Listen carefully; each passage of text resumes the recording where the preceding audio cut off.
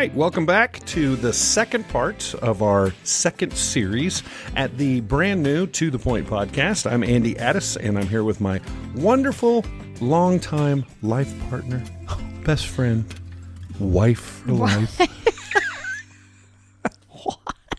I was trying to get you some props. I had some things I wanted to say. Okay. Miss Kathy Addis. Hello. So glad to have you here. Thank Last week, we started a journey of going through Colossians chapter 3, using one chapter. We're doing this whole series we're calling Family by the Book. And we're using Colossians chapter 3. We did 1 through 4 last week, and we talked about getting the right mindset for your home. Now, we move on as Paul continues to talk to the church at Colossae, and he starts using some pretty strong language in verses 5 through 11. And I'm calling this particular episode Evicting the Wrong Residents. Now, last time we talked about putting your mind and your eyes and your heart, your intentions on the right things. Now we're talking about eliminating some of those wrong things. And some of us are better at one than we are the other, but we have to get both of these down. Yeah. Because you don't want the wrong people living in your house. True. Say, we have a garage that had a room above the garage, and we almost always had somebody living with us, and I was a little too trusting sometimes. We never had a bad issue, never did. But there was a time I said, "Hey, you tell the story because I get in trouble if I tell it wrong." So he calls me. You call me at like 3:00 on a Friday or something like that. It's your story, I believe it. And so, you were like, "Hey, this guy's going to move into the garage." I'm like, "Who is it?" You go, "Well, I don't really know his last name, but I can't even remember his first name now." And he goes, "But he's a friend of so-and-so and so-and-so, and he's in the police department program." Which told me he was okay. And yeah, completely trusting that he's not a serial killer, which he was a great guy. He was. But it was a little weird for me to say, "Sure, live with us." Yeah, it was weird to get the phone call. Yeah, because our boys were little and you were gone a lot, and it did happen you were gone and we had tornadoes. Yeah. Actually, they were microbursts in town, and I went out there and I don't know if I should even tell this story, but yeah, do it. Okay, you're already down the road. So the weather's getting worse and worse and worse, and I'm like, "Lord, it's just me and my 2 little boys here. What do I do? And all I could think of was, I cannot let this man die in my garage. I can't do it. So I went out, and our garage has this long stairway up to that lofty room thing. And I just yelled at the bottom of the stairs, "Hey, if you want to go in the basement, you're welcome to." He's like, No, I'm good. I'm like, "Okay, don't die out here." And he's like, "Well, I don't plan to." I'm like, "No, I'm serious. I really don't want you to die out here. So if you want to come in, you can." But and he actually didn't, and it was fine. But I do remember thinking, "Oh, this is awkward. This is so awkward." Because it wasn't somebody you were comfortable with in the house. Turns out, super nice guy. Yeah. Everything was just fine. But yeah. But that's what we're talking about. If you don't have the right people in the house, it can cause some anxiety, a little bit of stress. Yes. And Paul is telling us that there are some people that we got to evict from the house.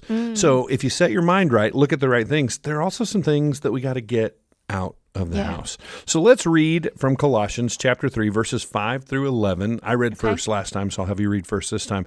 I want to make sure everybody remembers that this is an incredible passage about the worth of Christ and our salvation. This is not a passage on how to run your family, but it's such a great concept. You can find principles about your family in it. So this isn't, the bigger issue is your salvation and what God is doing in your life and your sanctification. But in that, we're using it to talk about our families. Family by the book. So read verses 5 through 11 for us. Okay. "So put to death the sinful earthly things lurking within you. Have nothing to do with sexual immorality, impurity, lust, and evil desires.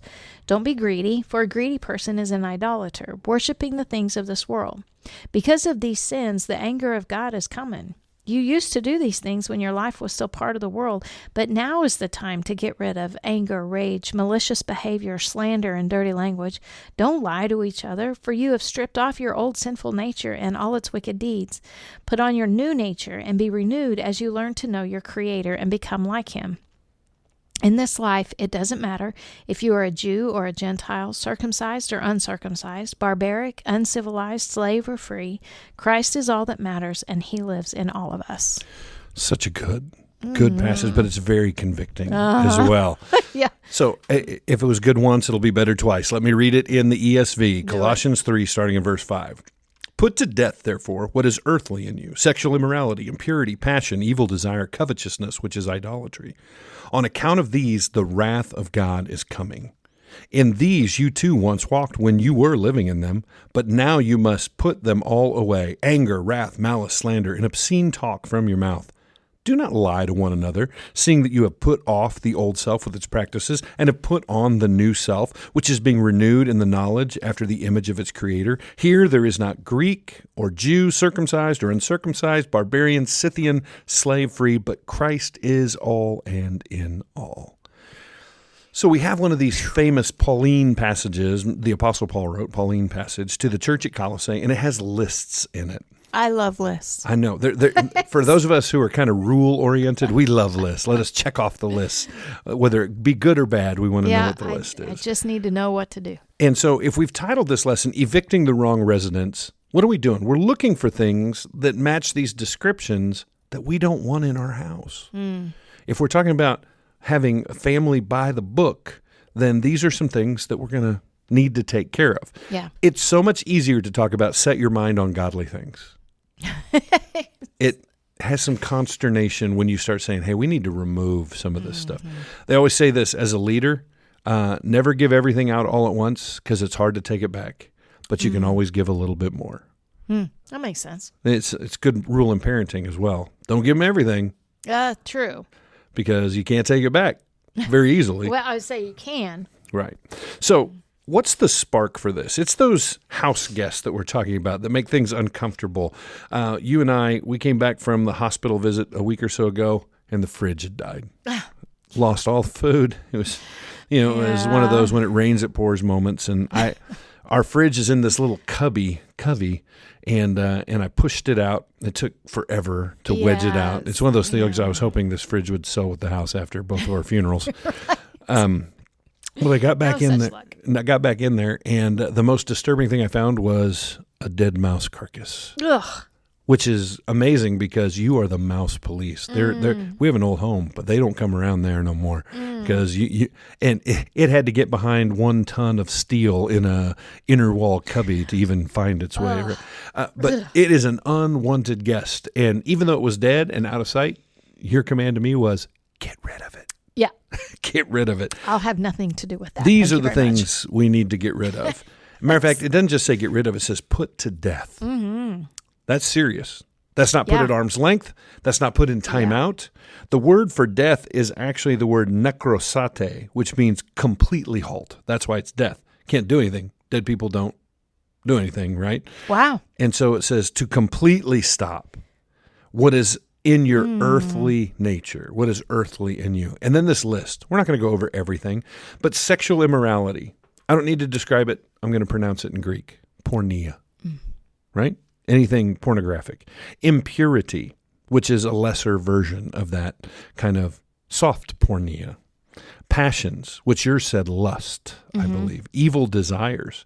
And probably, because it's on this line of sexuality, it's probably evil sexual desires. That's even thoughts, right? Jesus said that you don't have to commit adultery to commit adultery.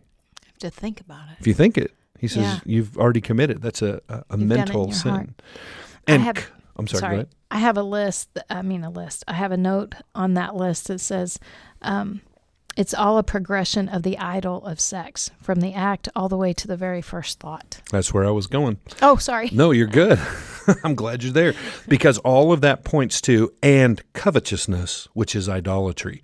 Great. And if there has ever been a generation in which we could say that they say sex sells and sex gets ratings, well, sex is the idol of the culture. In all these various forms, it is a form of idolatry. And what does it say? Avoid it. Yeah. What does it say? You might think about limiting it. What does it say? Get rid of it. Kill it. Kill it. Yeah. Kill it. Kill it. Put it to death. You say, I don't know. That's so hard. When I was in high school, I remember there was a Supreme Court decision on what is obscene. And one of the judges of the Supreme Court, I can't remember their name, they said, I can't define it, but I know it when I see it. Well, I got help for you. If you're watching TV now, very often in the first few seconds, they put a little box up in the corner that gives you a description of the content. Some of these words are on that content. Yeah. Yeah. Literally. I mean, you don't have to wonder. They said, no, that's in here. Yeah. Strong this, more of that, partial this. It's like written there on the screen. You don't need to wonder. Maybe it won't be as bad. Yeah, you don't need... we sound super judgy. Maybe that is.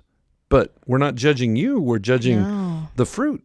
Yeah. Right? And we are not to be somebody else's judge, but we are to be their fruit inspector. You know, you said something that... you said if this generation, and I think we need to remember that we're not pointing at Gen Z or millennial or boomers or whatever, but the generation. The biblical generation is everyone alive right now. Mm-hmm. Like you and I are just as much at fault or as an inclusive vulnerable. Our generation. Yeah. Yes. Yeah. We're not pointing fingers at anyone else. And you may say, so is it really that big a deal? Look at verse 6. On account of these, the wrath of God is coming. I mean, that's just straight up. Like, it is what it is. Now, you never did. You were never one of those moms who said, wait till your dad gets home. No, you just took care of things. Yeah. But I was a dad who said, oh, you wait till your mother finds out about this. I did that several times. They're like, no. Aw. On account of these, that list we just gave, let me do it again. Pornea, sexual immorality, impurity, like soft porn, passions, which is lust, evil desires, even in the mind, they're all covetousness, which is wanting something that doesn't belong to you. Does that make sense? Worshiping the things of this world. It becomes idolatry. On account of these, the wrath of God is coming. Now, it's any form of idolatry. He's not just picking out this, but this was the sin du jour that he was speaking of, and I think it speaks to us as well. In these, you too once walked when you were living in them. This is not new to us. Yeah. And the problem is that this is actually what Christ died to deliver us from, and we go back to it. Does that remind you of an old proverb? Something about a dog and his vomit. Yeah, what did it say? As a dog returns to its vomit. Yeah. So gross. Yeah, so truly. Gross. Yeah. But it does remind me of an old Guardian song. Do you remember Guardian? Oh, you and I. You and I, we've been through some hard times. I'm not going to sing to you. You're welcome. We actually played that at our wedding. I played guitar. Grabbed a guitar. Yes, we did. Yep. But Guardian sang a song later, after we were married, called, do you remember? Is it Dragging the old man's dragging the lake again. That's it. It's a great song. Yeah, it's this rock song. It says the old man's dragging the lake again. You have to listen to it a couple times to get. They're talking about the old man died and he's buried in the baptistry waters, but he's dragging the lake again, looking for that old man. And how stupid that is, looking for that old man. And it says that you used to walk in those ways when you lived in them. Listen. If you got stuff that Jesus has delivered you from, why train your children how to live in it? If you got stuff that Jesus has delivered you from, why re-enter that into your marriage? Yeah. Why bring that into the home? Now, nobody's going to be perfect. And I'm not telling you to be, an episode of Leave It to Beaver. I understand that. Yeah. But come on. We have to have some standards. We have to have some godly standards that are leading us in a positive way. So, am I fair so far? Yeah. Because now we get another list. Yeah, it doesn't get easier. But now you must put them all away. Now, he's going to give us another list, but then put them all away is actually language that's like take off a jacket. Yeah. Take off a coat. It's a garment metaphor, yes. Right? It's like when you come into a warm house on a winter day, before you heat all up, you take it off. These are things that you take it all off, baby. That's what it is. Now... Why does that strike you as funny? But now you must put them all away. And here's the list: anger, wrath, malice, slander, obscene talk from your mouth. And again, it's a long list. We don't have time to get through everything. But anger is a chronic, you like this one, a smoldering what? Hatred. Smoldering hatred. You don't like it. Smoldering. It's one that you teach because you're getting ready to teach. Actually, when this comes out, I will have already. You will have already taught. That's I will right. have already taught. Yeah. So tell us, when you say anger as a smoldering hatred, what is that? It's that underlying. When you think of somebody and you just get that. You grit your teeth, but you still smile at them. Yeah. And you just wish something bad would happen. Well, that kind of falls under the malice, but yes. But it's that, and here's something that I talked about this, but when I started praying this list, this is something that God has convicted me of. Because you put on the armor every morning, but you've started also taking off. I the did, things that you need to yeah, take off. and because God said, I don't know, I just felt really convicted to do that, and when I started praying this list, I'm like, God, I don't have these things. Like I have forgiven those people that did those big, horrible, awful things to me years ago. In your halo, it right, yeah, started shining real bright. Well, or searing me in the head, one of the two. But God was like, just do what I told you to. So I'm like, okay, and I kept praying it. And the more I prayed it, the more He began to make clear to me that there are people in my life that I had this anger towards. A smoldering hatred. But it's like a campfire that's out, but if you stepped in that campfire, you'd realize the embers are still hot. Right. There's a burning underneath. But and here's what I think we as humans do. We soften the definition of these things because, I mean, to say that you're angry with somebody, you can just go, I'm just mad at them right now. I'm just fed up. I'm just, just irritated. I'm just done. Well, God is saying His definition of anger, to have that keep welling up inside you, that is hatred. And now we as good Christian people, we're not going to admit that we have hatred. But God's like, that's what I call it. You know where I think most people can identify if they have a smoldering anger is when they're driving by themselves. I don't know why this happens. You have those conversations that you start winning arguments, and all of a sudden, that's exactly right. And you didn't even know you were still mad. Yes, and that's what God has done to me with this list. I'm like, I don't want smoldering hatred. Now that's anger. The next word is wrath. And it's outbursts of anger. Yeah, mine says rage. And so it's when you stir that anger up, the results that you get. Yes. Explodes, yeah. Now you have to take all these off. Smoldering hatred, which is anger. Wrath, which is outburst. Malice, which is doing things or even wanting things that are bad to happen to somebody. Revengeful resentment. Ooh, vengeful. Revengeful. Revengeful. I didn't think that was a word. Revengeful? Revenge. Yeah, I think vengeful. Revenge. I don't think so. I think it's. I haven't looked at my notes, but here's a to the point challenge for all of you. Do a grammar check on us. Resentment. And this is when you hold a grudge. I had it today. You had a grudge today? I had a revengeful resentment today.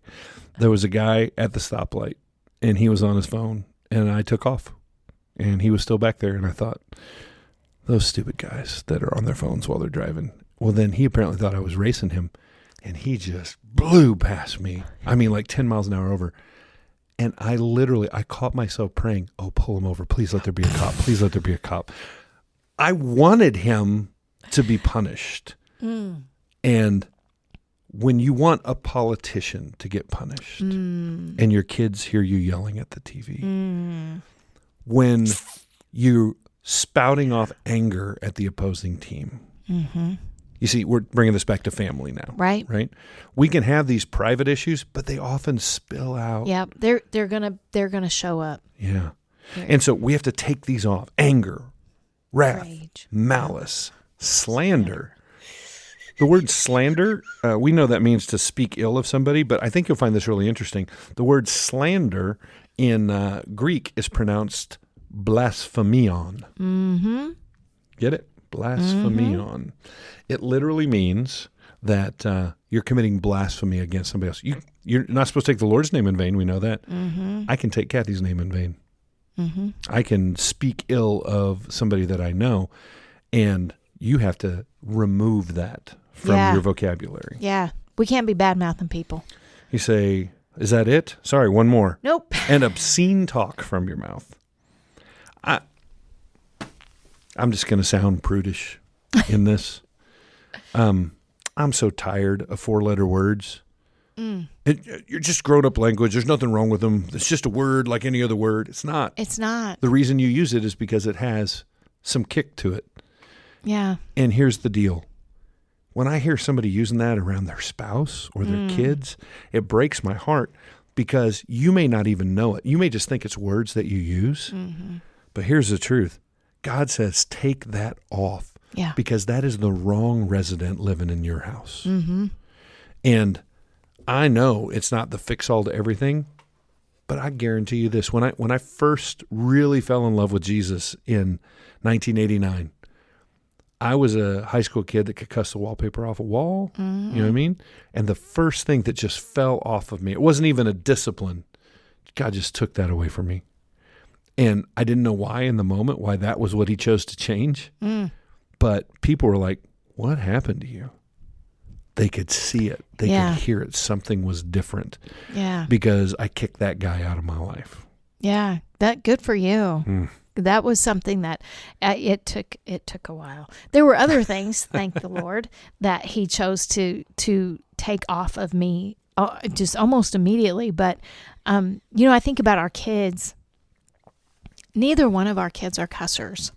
And I'm really grateful for that because I've learned that where yours stopped kind of immediately, mine, it's a hard thing to learn to stop. I mean, and because when you grow up in that or you feel like that's part of who you are, then when you change, when you're squeezed, what comes out is not always super godly, right? That's right. And the best way to learn to stop cussing is to never cuss in the first place. So if you don't want your kids to cuss, don't cuss in front of them. And that filthy language is not just curse words. Right. It's shameful or abrasive speech. Mm-hmm. Like you and I, we've come up with kind of, I can't think of any of mine, but I have them too. But I love it when you get really frustrated with someone, you call them a diphthong, which is... It's a grammatical term. It's a part of speech. And I'm like, why are you calling them? Anyway. It's funny to me. That is a... I don't know why you do that, but you do that. Yeah. You do that. Mm-hmm. Now, here's the issue. If we really get legalistic about it, in a good way, I don't mean like Pharisaical. I mean, we don't mean good by that when we do that. It's true. And so even that, we got to be careful. As God sanctifies us and grows us, he's going to challenge us to live in a better way. And he says, get rid of just filthy language, whatever. Doofus. That's one you use. I use doofus a lot. Yeah.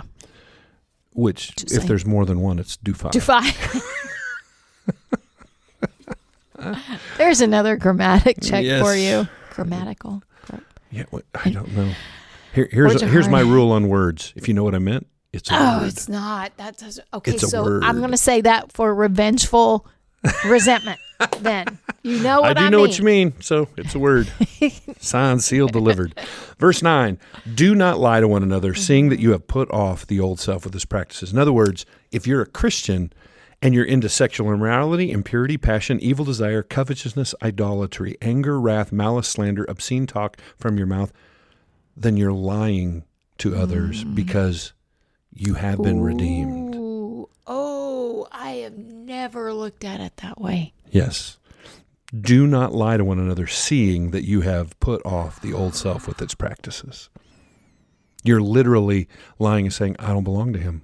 Look at the costume I'm wearing. Wow, you have stripped off your old nature, sinful nature, and all its wicked deeds. I never thought of it. And then the second half, and have put on. Now we're putting on something else. Right. The new self, which is being renewed in the knowledge after the image of its creator. See, in your home, you got to kick out some of these things because they're not godly. And if God is in your home, Don't lie to your kids. Don't lie to your spouse. Don't lie to your neighbors. Yeah. Be who God's called you to be. And in that, you're being renewed in the knowledge of the image of its creator. Isn't that beautiful? Wow. So the scripture from Colossians 3, 5 through 11, matching the point of the fact that there are people in our, or the spark, that there are people and things in our house that we need to get rid of. Let's all bring it down now to what we like to call is, after the point of the passage, our 2 cents. Our 2 cents. What is our 2 cents about all this? Here's what I would like to say. We can't make room for grace until we clear out the clutter of sin. It's really hard to lead our families and display godly love and care and compassion when we got all the junk laying around. Yeah. When our house is so cluttered with the other stuff that we can't display the good stuff. Yeah. And so this is really taking inventory time. This is a moment which I want to challenge you to say, what are some things from this list? And there's even more. This is not exhaustive. Sure. There are just some things living in our house, in our schedule, in our finances, in our calendar. There are some things living there. They don't need to live there anymore. They've been squatting for too long, and they don't belong. And maybe make some changes. Again, it's going to ruffle some feathers, especially if you're the only one in the family who's listening to this and catching the vision. So it may be a longer conversation, but you got to start being intentional and take those steps now. You have any 2 cents on this? I think right along with that, I think I would just encourage / challenge us to really pray about this list, and every day. And this is what I have found, that it's every day. Every day. We have to take off this stuff every day, and we won't take it off if we don't know we have it. So asking God to show us what it is, those specific things in our life we need to get rid of. That's 100%. 100%. Good 2 cents there, dear. Oh, thanks. All right. This has been another episode of To the Point, and we're going to do it together in a second. Thanks. Okay. But we have been talking about evicting some of those bad elements out of the house. Last time we talked about looking and setting our attentions in the right place, and next time we come together, we're going to talk about dressing for success. How do we suit up in the things that we need to suit up in? Many blessings to you, and we look forward to seeing you again on another episode of To the Point.